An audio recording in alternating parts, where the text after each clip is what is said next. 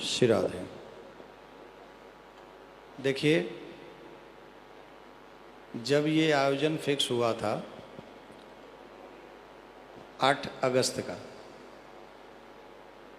मुझे भी उसमें जाना था और हमारी और अश्विनी जी की बात हुई थी। हम लोगों को वो सारा प्रोग्राम सब मिल के ही था, लेकिन संयोग से मैं इस कार्य में 1.25 करोड़ पार्थिव शिवलिंग में उपस्थित हो गया और ठाकुर जी ने मुझसे ये सेवा लेनी थी तो ले ली।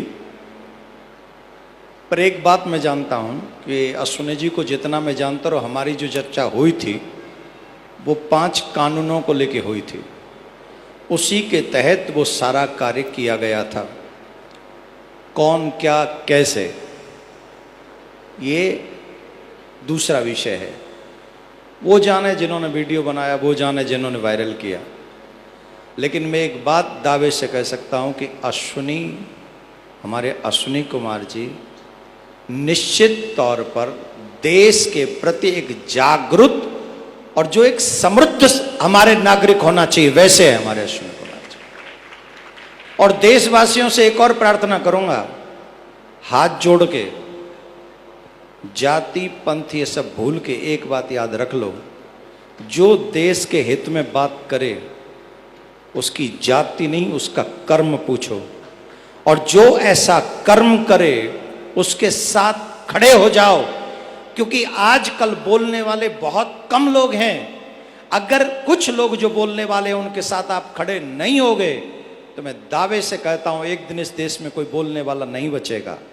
एक बार पुनः आपको आगाह कर रहा हूं, अफगानिस्तान से सीखो। हिंदुस्तान बना रहे, इसके लिए ऐसे शेरों का साथ दो, साथ खड़े रहो और अपने देशभक्ति हृदय से प्रस्तुत करते रहो। मैं चाहूंगा अश्विनी कुमार जी भी कुछ कहें। मैं आपके साथ हूं, जहां जहां जाओगे वहां मैं साथ हूं, जैसे चाहोगे वैसे साथ हूं। राधे राधे। मैं गुरुदेव का बहुत बहुत आभार व्यक्त करता हूं, गुरुदेव को प्रणाम करता हूं, भगवान योगेश्वर श्री कृष्ण को प्रणाम करता हूं। और हमारे आप गुरु हैं, हमारे संरक्षक हैं और आपके आदेश, आपका जो आगे होता है उस पर हम आगे डटे रहेंगे महाराज जी। इतना बस कहना चाहूँगा, दुर्योधन का ननिहाल गंधार अब कंधार बन गया। राजा भरत का ननिहाल कैके अब पेशावर बन गया। चाणक्य तक्षशिला रावलपिंडी बन गया। कुंभकर्ण का कुंभा अब काबुल बन गया। पूरी दुनिया से हम गायब हो चुके हैं। भारत के 9 राज्यों में खत्म हो चुके हैं, 22 राज्य और बचे हुए हैं। और अभी भी महाराज जी, अगर ये जो 5 कानून हैं और जो संविधान सम्मत हैं, संविधान में है ये, हम कोई रॉकेट साइंस की मांग नहीं कर रहे हैं, हम तो कह रहे हैं संविधान को लागू कर दो। संविधान कहता है समान शिक्षा हो, संविधान कहता है समान नागरिक संहिता हो, संविधान कहता है घुसपैठियों के खिलाफ कठोर कानून होना चाहिए, संविधान कहता है जनसंख्या नियंत्रण कानून होना चाहिए, संविधान कहता है धर्मांतरण नियंत्रण कानून होना चाहिए। तो हम तो वो 20% बचे हुए संविधान को लागू करने की लड़ाई लड़ रहे, हम कुछ नया नहीं मांग रहे। और आप महाराज जी, संविधान जैसा आपने हमें खुद ही बताया, संविधान 2 शब्दों से मिलकर बना है, समधन विधान। समधन विधान बराबर संविधान। ऐसा विधान जो सबके लिए समान रूप से लागू हो उसको कहते हैं संविधान। लेकिन दुर्भाग्यवश आप जरा देखिए, पाकिस्तान के अल्पसंख्यक कहते हैं हमको बराबर अधिकार दे दो, भारत का बहुसंख्यक कह रहा हमको बराबर अधिकार दे दो। पाकिस्तान का अल्पसंख्यक कहता है धर्मांतरण विरोधी कानून बनाओ, भारत का बहुसंख्यक कह रहा है धर्मांतरण विरोधी कानून बनाओ। पाकिस्तान का अल्पसंख्यक कहता है हमारे मंदिरों को सरकारी कंट्रोल से मुक्त कर दो, भारत का बहुसंख्यक कह रहा है सरकारी हमारे मंदिरों को सरकारी कंट्रोल से मुक्त कर दो।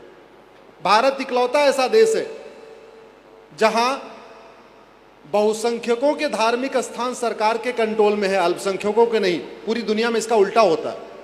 भारत में एक भी चर्च, एक भी दरगाह, एक भी मज़ार, एक भी मस्जिद सरकार के कंट्रोल में नहीं है।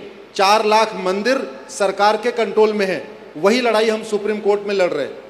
हम सुप्रीम कोर्ट में कह रहे हैं समान नागरिक संहिता लागू करो, हम सुप्रीम कोर्ट में कह रहे हैं विवाह की सबकी उम्र समान करो, हम सुप्रीम कोर्ट में कह रहे हैं सबका गुजारा भत्ता समान करो, हम सुप्रीम कोर्ट में कह रहे हैं समान नागरिक संहिता लागू करो। मुझे लगता है शायद बहुत कम देश, कोई ऐसा देश नहीं है जहां उस देश का बहुसंख्यक कहता है समानता की बात करता है। पूरी दुनिया के अल्पसंख्यक कहते हैं हमको समान अधिकार दो, समान शिक्षा दो, समान नागरिक संहिता दो, समान धार्मिक अधिकार दे दो। लेकिन भारत में इसका उल्टा हो रहा है और शायद उसका मूल कारण ये है हम जातियों में बटे हुए हैं। हम अपने आप को कोई गुप्ता, कोई जैन, कोई ठाकुर, कोई पंडित, कोई शर्मा, कोई ये, कोई वो, हम उससे ऊपर नहीं उठ पाए। इसी का नतीजा है। मैं 2 मिनट के अंदर अपनी बात खत्म करूंगा, जरा गौर से समझिएगा। राम जेठमलानी पाकिस्तान के बहुत संभ्रांत परिवार के आदमी थे, लेकिन जब भागते समय उनके हाथ में केवल 10 रुपए की नोट थी। मनमोहन सिंह पाकिस्तान के बहुत सम्मानित परिवार के आदमी थे, भागते समय एक तौलिया लेके भी नहीं भाग पाए, सब कुछ छोड़ के भागना पड़ा। और कश्मीर का हाल सबको पता है, बंगाल हमारे हाथ से निकल गया है।